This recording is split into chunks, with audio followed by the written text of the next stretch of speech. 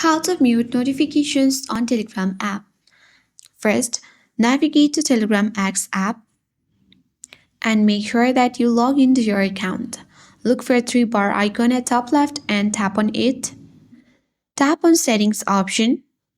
Now from your setting panel, you need to choose Notifications, and here you got a different option. You can disable notifications for private chat, groups, and channels.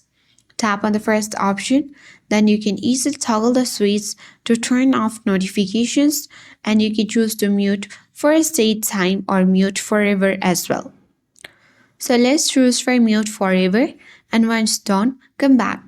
Tap on groups and you can toggle the switch to disable the notifications and then choose mute forever or any period of time.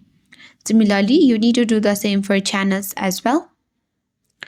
And with that, you will mute the notifications. Also, you can easily mute specific chats as well. You need to come across the chat section and then tap on the three dots at top right corner of your screen. If you see the mute option, you simply need to mute and choose the durations or select forever. As you can see that this chat has been muted.